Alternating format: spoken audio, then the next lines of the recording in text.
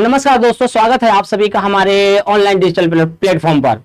बच्चों, आज हम 9th क्लास का चैप्टर 3 ज्योग्राफी का एक बहुत सिंपल सा आसान सा टॉपिक है जिसका नाम है ड्रेनेज सिस्टम, रिवर सिस्टम या अपवाह तंत्र। ये इतना इजी चैप्टर है कि आप सोच भी नहीं सकते। आइए हम देखते हैं अपने इस स्लाइड के ऊपर में कुछ मैंने पिक्चर्स लगा रखे हैं। इसको देख करके आपको क्या समझ में आ रहा है कि मैंने यहाँ पर भूगोल पार्ट 3 कुछ लगाया है, यहाँ पर ये नदी ये लगाया हुआ है। तो यहां से आप क्या समझ पा रहे हैं, आपको क्या दिखाई दे रहा है? यहाँ भारत का अपवाह तंत्र, ये हम समझते हैं अपवाह या इंग्लिश में इसको बोलते हैं ड्रेनेज। अपवाह का अर्थ क्या है? देखो, इसको अगर मैं इसको तोड़ू शब्दों को, देखो यहां अप प्लस में वाह। अप का मतलब ऊपर और वाह का अर्थ होता बहना। क्या है? तो ऊपर से बहना। तो यहां आपको एक पिक्चर दिख रहा है, नदियां। उधर हमें इस पिक्चर के अंदर में हिमालयन रेंज दिख रहा होगा यहां से, और हिमालय से नदियां जब निकल करके आती हैं, ये देखो निकल करके आएंगी। तो वास्तव में ये जो नदी आपको निकलती हुई दिखाई दे रही है, ये केवल अकेली नहीं होती है, इसके साथ में और भी सहायक और उप सहायक नदियां मिलती हैं। तो जिस क्षेत्र में नदी का बहाव होता है उसको क्या बोला जाता है? अपवाह बोला जाता है। एक दूसरा शब्द आएगा अपवाह द्रोणी। अपवाह का तो सिंपल सा डेफिनेशन हम देख पाए, नदी जिस क्षेत्र के अंदर में बह करके आ रही है, ये तो हो गया अपवाह। और अपवाह द्रोणी, ये केवल नदी अकेली नहीं है, ये रास्ते में अन्य जो दूसरी नदियां इसके साथ मिली, इसके साथ मिली, इसके साथ मिली। तो जब ये पूरा का पूरा सिस्टम बनेगा, इसको बोला जाएगा अपवाह द्रोणी।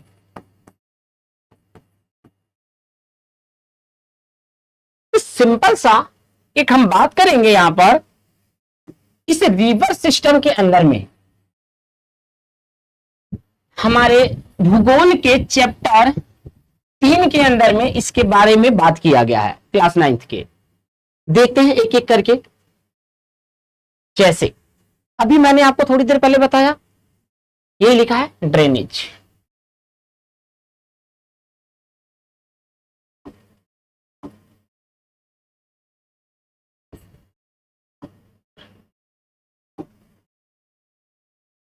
ड्रेनेज,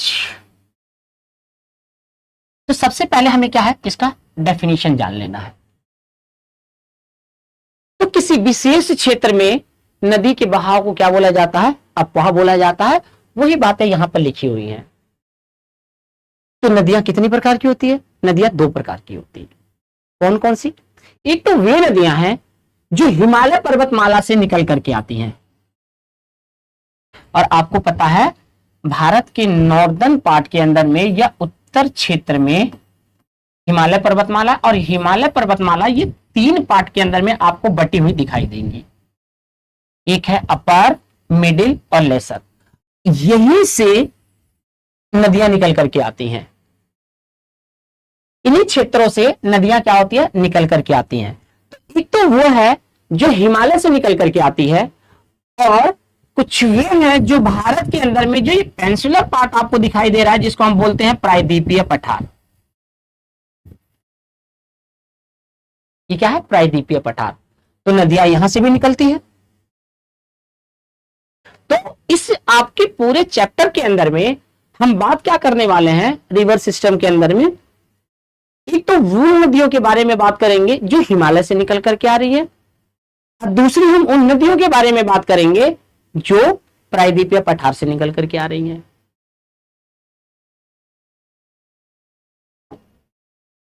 बात करेंगे अपवाह द्रोणी या ड्रेनेज बेसिन। छोटे छोटे शब्द हैं ये, इन शब्दों के अंदर में ही आंसर छुपा हुआ है। अगर इन शब्दों का अर्थ आपको पता है तो चैप्टर को समझना क्या हो जाएगा? आसान हो जाएगा। आपने सुना होगा ड्रेनेज, नाली जाम हो गई है, घर में अगल बगल में सुन रखा होगा आप लोगों ने, या ड्रेनेज सिस्टम हमारा जाम है। तो कहने का मतलब क्या है, पानी का बहाव जाम है। तो हम नाली के बारे में नहीं बात कर रहे हैं, हम अपने रिवर नदी के बारे में बात कर रहे हैं। समझने के लिए हम अपने जर्नल वे में हम डेली रूटीन से चीजों को अगर जोड़ते हैं तो हमें समझ में आ जाएगा इसका बहाव की बात किया जा रहा है यहां पर। अब दूसरा, हिंदी के अंदर में मैं अभी थोड़ी देर पहले आपको बताया, अब का मतलब होता है ऊपर, अब बहाव का मतलब बहना, ऊपर से बहना।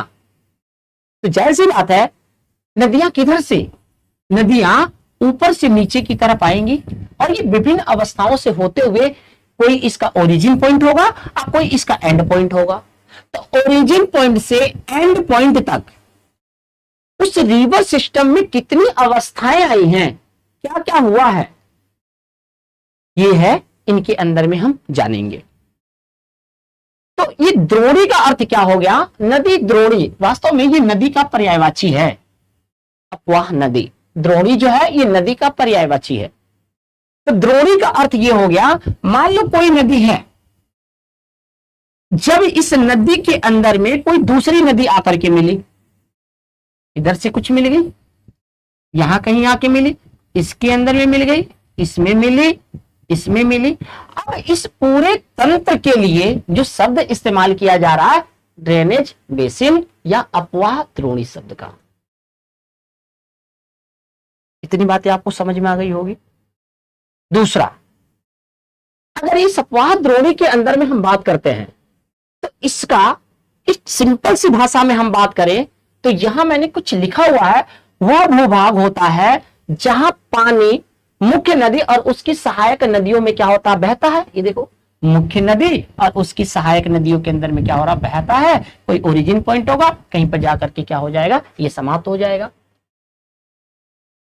अगर हम बात करेंगे इंडिया के अंदर में सबसे बड़ी जो नदी द्रोणी है, मतलब सबसे लंबी जो नदी द्रोणी है, सबसे लंबी जो भारत की नदी है, वो गंगा नदी है। कौन सी है बच्चों, गंगा नदी। गंगा नदी की जो टोटल लंबाई है वो 2525 किलोमीटर है। इसी कारण भारत गंगा नदी को भारत की सबसे बड़ी नदी द्रोणी बोला जाता है। इसके बाद में यमुना है। तो गंगा और यमुना पहले और दूसरे नंबर पर भारत की आपको एक बड़ी नदी द्रोणी के तौर पर आप देख सकते हो। इतना ही नहीं है, और भी नदियां हैं। अगर हम बात करेंगे दुनिया के अंदर में सबसे लंबी नदी द्रोणी कौन सी है, तो नील नदी है। इसके अलावा बात करेंगे दुनिया की सबसे चौड़ी नदी द्रोणी कौन सी है, तो आप अमेजन नदी की बात करोगे। अगर हम बात करते भारत की सबसे चौड़ी नदी के बारे में तो हम ब्रह्मपुत्र की बात करेंगे। तो ये जो यहां पर लिखा हुआ है भारत की सबसे लंबी नदी द्रोणी कौन सी है, तो गंगा।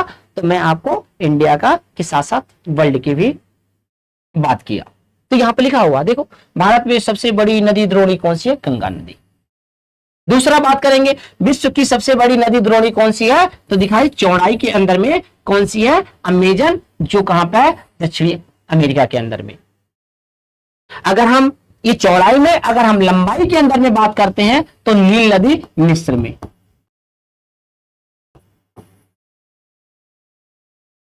नील नदी मिस्र में। अमेजन नदी को वर्तमान में दुनिया की सबसे लंबी सबसे चौड़ी नदी माना जाता है, जिसकी लंबाई कितनी है, कितनी है, 6800, कितनी बच्चों,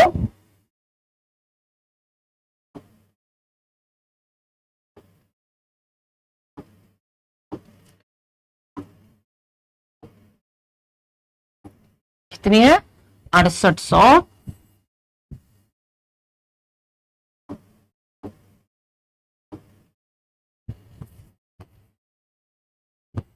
किलोमीटर।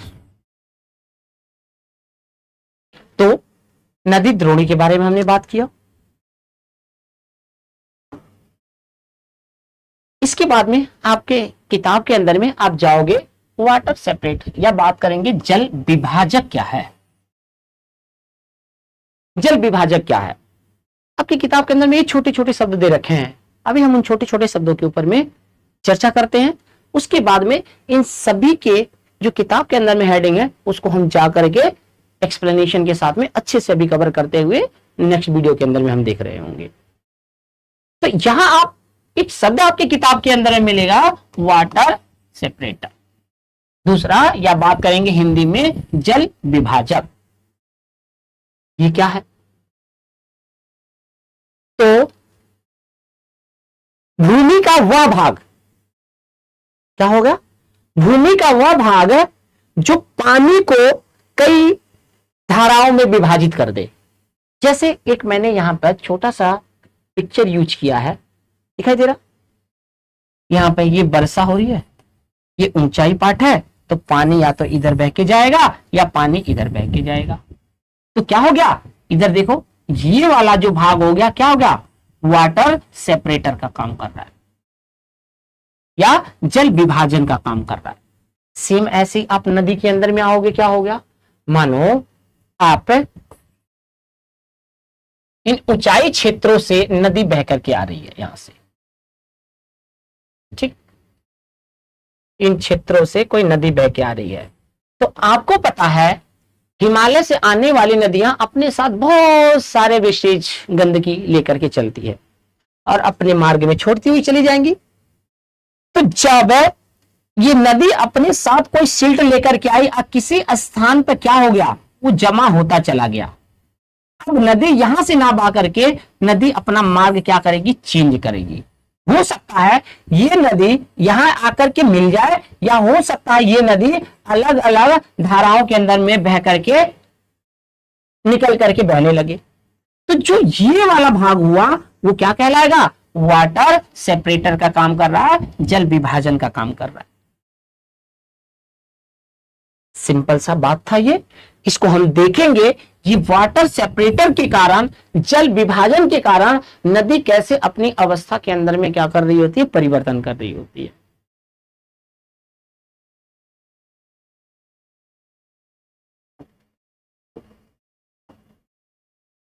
दूसरा, बेटा अभी मैंने आप लोगों को थोड़ी देर पहले एक बात बताई थी कि हमारे भारत के अंदर में हम दो प्रकार की नदियों की बात करेंगे। एक वो नदियां जो हिमालय पर्वतमाला से निकल करके आएंगी, जिसके अंदर में गंगा, ब्रह्मपुत्र और सिंधु है। कौन सी? गंगा, ब्रह्मपुत्र और सिंधु है। दूसरा, प्रायद्वीपीय भारत की नदियां, ये दिखाई दे रहा प्रायद्वीप क्षेत्र। इन सब के बारे में मैं आपके सेकंड चैप्टर के अंदर में पढ़ा रखा हूं, तो यूट्यूब पे वीडियो पड़ी हुई है, आप वहां जाकर के देखना। चैप्टर बहुत आसान है। तो प्रायद्वीपीय भारत से क्या हो रही है? नदियां निकल करके आ रही हैं। तो ये नदियां कैसी होंगी? छोटी होंगी। ये मौसमी नदियां होती हैं। और जो आपको हिमालय से निकल करके नदियां आ रही हैं, जो हिमालय से नदियां निकल करके आ रही हैं, वो नदियां क्या होंगी? 12मासी नदियां होती हैं। इसमें साल भर पानी होता है, ये कभी सूखती नहीं है, ये लंबी दूरी कवर करती हैं। लेकिन वहीं पे जो प्रायद्वीपीय भारत की नदियां हैं वो क्या होता है? छोटी होती हैं। या तो ये अरब सागर के अंदर में, आपको पता है यहां पर हिंद महासागर है,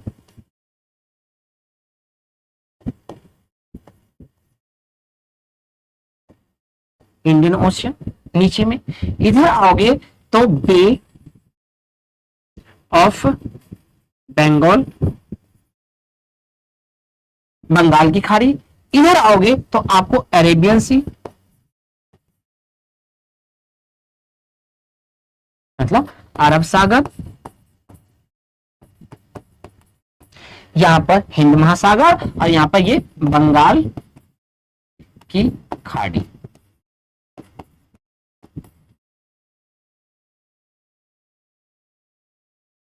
तो दो हम बात करेंगे इसके अंदर में।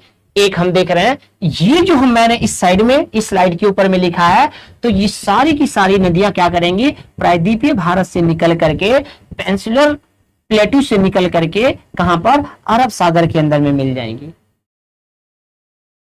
दूसरा, जो आप यहां देख रहे हो इस साइड में मैंने लिख रखा है, तो ये नदियां क्या होंगी, अरब सागर, बे ऑफ बंगाल के अंदर में जाकर के समाप्त हो जाएंगी। ये कैसी होंगी, छोटी होंगी, मौसमी नदियां होती हैं, साल भर इसके अंदर में पानी हो भी सकता है, नहीं भी हो सकता है। लेकिन वहीं पे अगर हम बात करेंगे इस साइड के अंदर में, ये सिंधु, गंगा, इन ब्रह्मपुत्र, इन नदियों की अपनी अलग ही खासियत विशेषता है। ये हिमालय से आने वाली नदियां हैं, और हिमालय से आकर के जो आप नॉर्दर्न प्लेन देखते हो, उत्तरी मैदान, इन्हीं नदियों ने बनाया है। और इन नदियों के द्वारा जो भूमि का फॉर्मेशन हुआ, बना, जिसके कारण ये यहां से ये नदियां अपने साथ बहुत सारा सिल्ट, गाद वगैरह लेकर के चलेंगी, और ये क्या करेंगी, इससे यूपी, बिहार वाले रीजन, यूपी वाले रीजन में छोड़ी, और इन्हीं नदियों के कारण ही ये नॉर्दर्न प्लेन का निर्माण हुआ है।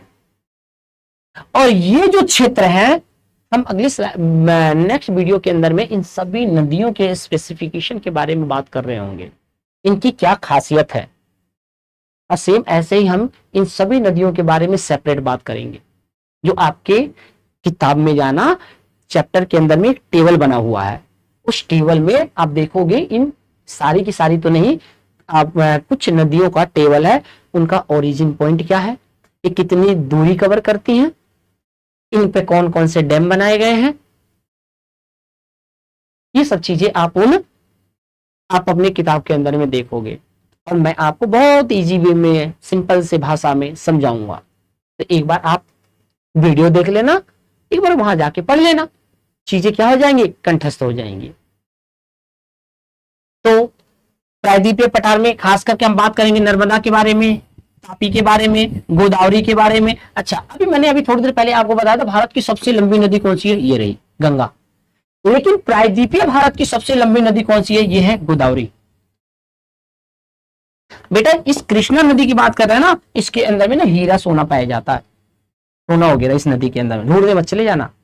इसके अलावा कावेरी, इन सभी नदियों के बारे में हमें क्या है, ये नदियां, और यहां से कुछ नदियां हैं जिसके बारे में हम थोड़ा थोड़ा बात करेंगे। एक बार मैं पढ़ देता हूं, यहां पर देख लेना। तो अरब सागर में मिलने वाली नदियां कौन सा, लूनी है, साबरमती है, माही, नर्मदा, ताप्ती, मांडवी, जुआरी, सरावती, इसके अलावा पेरियार और पुम्बा इधर आते हैं।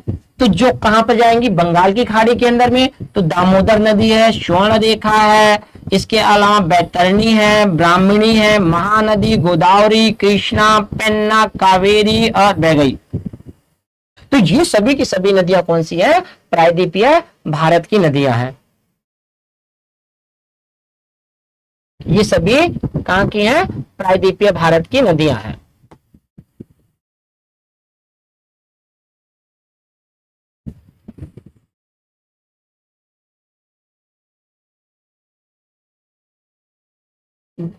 बच्चों डिफरेंट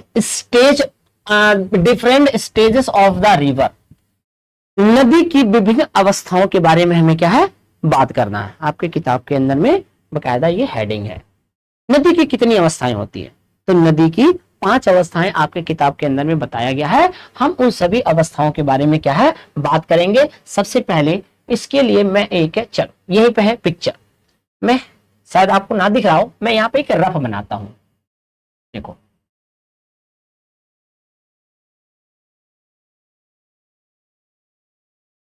नदी है ये नदी, तब मैं इसको बोलता हूं, ये नदी का सबसे अपर पार्ट है, ऊपरी भाग है ये। तो नदी के अवस्थाओं में नदी क्या करेगी, एक देखो नदी बह के आ रही है, क्योंकि हिमालय से नदी आएगी निकल करके, या ऊंचाई वाले क्षेत्र से, ऊंचाई वाले क्षेत्र से यहां से नदी निकली। तो यहां तो स्लोप बहुत ज्यादा होगा, स्लोप होने के कारण नदी क्या करेगी, सीधी सीधी बहती चली जाएगी। क्या हो रहा, स्लोप ज्यादा होने के कारण नदी तो सीधे सीधे निकलेगी, स्पीड ज्यादा होगा। लेकिन जैसे ही नदी का बहाव कम होगा, तो नदी के मार्ग में जो अपने साथ ये गंदगी लेकर के आएगी, तो ये नदी अपने साइड में छोड़ेगी। नदी क्या करेगा, ऐसे ना बह करके वो क्या करेगा, ऐसे ऐसे बहना चालू करेगी। क्यों? जब नदी के मार्ग में अवरोध आया, जब उसका बहाव की स्पीड कम हुई, और स्पीड कम होने का कारण क्या है, जो नदी अपने साथ सिल्ट लेकर के चली है, जो वेस्टेज लेकर के चली है, जब बहाव कम होगा तो ये साइड में छोड़ती हुई चली जाएगी। और जब ये साइड में छोड़ेगी तो नदी क्या करेगी, अपने मार्ग चेंज करेगी। तो जो जहां तक मार्ग में परिवर्तन नहीं हुआ, इसको हम बोलेंगे नदी का अपर पार्ट, ऊपरी भाग, ऊपरी भाग। दूसरा जो अवस्था है, इसको बोल रहे हैं विसर्प, विसर्प। अब विसर्प मतलब सर्प के समान, सर्प मतलब सांप होता है। तो नदी ने क्या काम किया, ऐसे ऐसे बहना चालू कर दिया। ये देखो, इस सर्प की तरह बहना चालू कर दिया। तो नदी की दूसरी अवस्था कौन सी हो गई, विसर्प। अब नदी ने क्या काम किया, इसका स्पीड और कम होगा। अब नदी क्या काम करेगी, अपने मूल मार्ग से विचलित होगी। देखो ऐसे करके नदी क्या है, बहना चालू करेगी।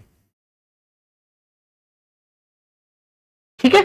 और एक समय ऐसा आएगा, ये नदी यहां से ना बह करके क्या होगा, यहां बह जाएगी। अब नदी ने क्या किया, अभी यहां से बह करके जा रही थी, अब नदी क्या हो गया, अपने मूल मार्ग से हट करके नया मार्ग बना लिया, और ये कहलाएगा गोखुर झील। गोखुर झील। अब इस शब्द के अंदर में देखो क्या लिखा, गो का मतलब गाय, खुर का मतलब पैर, गाय के खुर जैसा।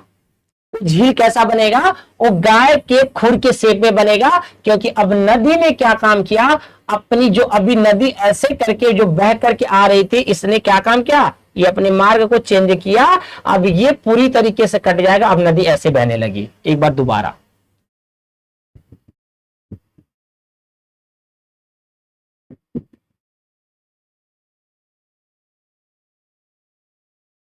देखो, नदी बह रही है, ये देखो नदी आ रही है, अभी सीधी सीधी है, बहाव कम हुआ, ये ऐसे घूमने लगी, और बहाव कम होगा, नदी क्या काम करेगी, ऐसे बहने लगेगी। और एक अवस्था आएगा जब ये क्या करेगा, ये अपने आप को काट लेगी, और यही कहलाएगा गोखुर झील। तो पहला भाग हमारा कौन सा हो गया, अपर पार्ट, ऊपरी भाग, ऊपरी भाग। दूसरा भाग क्या कहलाएगा, विसर्प, विसर्प। तीसरा भाग क्या कहलाएगा, गोखुर झील। क्या कहलाएगा, गोखुर झील। क्या हो गया, गो और खुर, गो का मतलब गाय, और गाय के पैर जैसा, तो ऐसा झील बनाएगी वो। अब क्या होगा, ये एक झील होगा।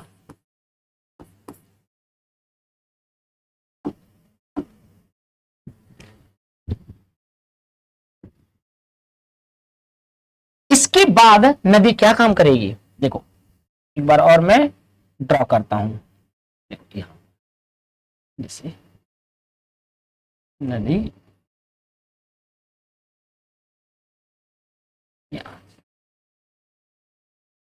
ये तो हो गया कौन सा हमारा, सेकंड। इसके बाद हमने क्या काम किया था, ये नदी ने क्या काम किया, ये नदी ने ये ऐसे होकर के बही, और एक समय बाद ये कट गया। अब नदी क्या काम करेगी, कहीं ना किसी समुद्र के अंदर में जाकर के मिलेगी। मतलब या तो वो अरेबियन सी के अंदर में जाएगी, या फिर वो बे ऑफ बंगाल के अंदर में जाएगी। क्योंकि नदी का बहाव एकदम कम हो चुका है, पानी स्लोप ना होने के कारण पानी का स्पीड कम हो गया। अब नदी क्या काम करेगी, विभिन्न धाराओं के अंदर में बह जाएगी, बह गई। देखो, और ये जो बीच में बनेगा यही कहलाएगा डेल्टा, और यहां पर भूमि है, ये भूमि का निर्माण होगा, और एंड में किसी ना किसी समुद्र के अंदर में जाकर के वो नदी मिल जाएगी। तो जो आपको डेल्टा दिखाई दे रहा है, ये निचला भाग, यहां पर तुम्हें क्या देखने को मिलेगा, बहुत ज्यादा वेजिटेशन देखने को मिलेगा, यहां पर जीवन की बहुत ज्यादा संभावनाएं होंगी, यहां पर विभिन्न प्रकार के पेड़ पौधे, पशु पक्षी, जीव जंतु देखने को मिलेंगे। इसके बाद नदी एंड में समुद्र में मिलेगी, और हमने क्या देखा, नदी की विभिन्न अवस्थाएं। अब मैं इस स्लाइड के ऊपर में जो है वो मैं आपको एक बार दिखा देता हूं, जो अब तक मेरे द्वारा जो भी आपको बताया गया है, ये सारे स्लाइड बताए गए हैं। एक बार आप स्लाइड को देख लो, एक एक देखो नदी की कितनी अवस्थाएं हैं, तो देखो 1 2 3 4 और ये 5। तो सबसे पहले अपर पार्ट, इसके अलावा मिडिल वाला, और इसके बाद में नीचे का भाग, निचला भाग। तो ऊपरी भाग जो नदी ने निकली, विसर्प जब नदी ऐसे घूम के बहने लगे, गोखुर झील क्या हो जाएगा, जब नदी क्या काम करे, अपने आप को काट ले मुख्य नदी से, ये झील बन गया। डेल्टा क्या हो गया, जब नदी समुद्र में मिलने से पहले कई सारी धाराओं के अंदर में मिल जाए और एंड में जाकर के मिली, तो ये वाला जो पार्ट भूमि होगा वो क्या कहलाएगा, डेल्टा। और एंड में क्या होगा, किसी ना किसी समुद्र के अंदर में जाकर के नदी मिल गई है। यही अब तक मैं आपको समझाया हूं। तो देखो पहला भाग नदी के द्वारा जो विष लाएगा, देखो यहां साइड में छोड़ा गया है, नदी इस साइड में छोड़ने के कारण क्या होगा, घुमाव हो गया।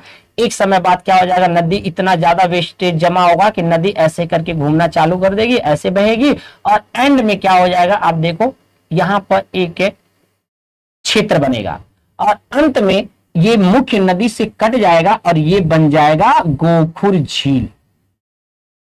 और ये आपको दिखाई दे रहा है डेल्टा, एक नदी देखो आपको बह करके आती हुई दिखाई दे रही है, पानी का बहाव देखो, ये देखो, और ये जो आपको बीच में दिख रहा है ये सब, ये क्या है, डेल्टा है ये वाला। और एंड में देखो नदी यहां आकर के समाप्त हो रही है।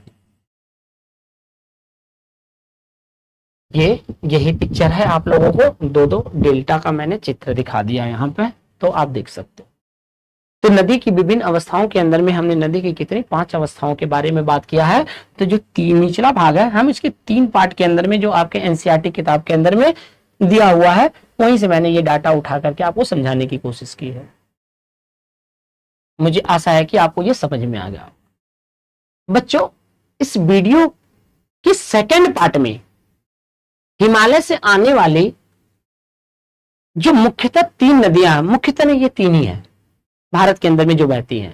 कौन कौन सी, एक हम गंगा की बात करेंगे, दूसरा हम सिंधु की बात करेंगे, तीसरा हम ब्रह्मपुत्र नदी के बारे में बात करेंगे। फिर अगली वीडियो के अंदर में हम प्रायद्वीपीय भारत से आने वाली नदियों के बारे में बात करेंगे। बेटा आप अपनी किताब भी पढ़ोगे तो आपको नदी सिस्टम पढ़ने के दौरान कुछ बातों पर फोकस करना होगा। इन बातों को ध्यान में रख करके ही आपको पढ़ना चाहिए। पहला, नदी का उद्गम स्थल क्या है, उद्गम स्थल मतलब ओरिजिन पॉइंट। 1 नंबर, नदी कहां से निकलती है। दूसरे नंबर पर आपको ख्याल रखना है, आप पढ़ोगे अपनी किताब तो, इन नदियों के किनारे कौन कौन से शहर बसे हुए हैं, कौन कौन से शहर या राज्य हैं। तीसरा, अच्छा जब शहर राज्य बसे हैं तो उस नदी के ऊपर में क्या बनाया जाएगा, डैम बनाया जाएगा। तो उन राज्यों को क्या होगा, उनसे लाभ होगा, एग्रीकल्चर के लिए उनको पानी मिलेगा। तो जो भी नदियां हैं वो किन राज्यों से मिल रही है, उस नदी से किन किन राज्यों को क्या लाभ हो रहा है। चौथा आप देखोगे इनकी लंबाई कितनी है। पांचवी आप बात करोगे, चौथी आप बात करोगे उसके अंदर में कि उसकी नदी का आर्थिक महत्व क्या है। तो जब भी आप रिवर सिस्टम को आप पढ़ रहे होगे तो कुछ बातों को ध्यान रखते हुए आप क्या करोगे, अपने चैप्टर को पढ़ोगे तो सबसे पहला आप वो नदी कहां से निकल रही है, दूसरा किन राज्यों से होकर के बह रही है, उसकी टोटल लंबाई कितनी है, उस नदी का आर्थिक महत्व क्या है। तो मुझे उम्मीद नहीं, आशा है कि आप जब भी चैप्टर को पढ़ रहे होगे या कभी सुन रहे होगे तो आप इन चीजों को ध्यान में रखते हुए आप अपने टॉपिक को लेकर के आगे बढ़ोगे। तो हम नेक्स्ट वीडियो के अंदर में पढ़ेंगे इनके बारे में। तो इस वीडियो को हम यहीं पे समाप्त करते हैं। मुझे उम्मीद है कि आपको वीडियो अच्छी लगी होगी।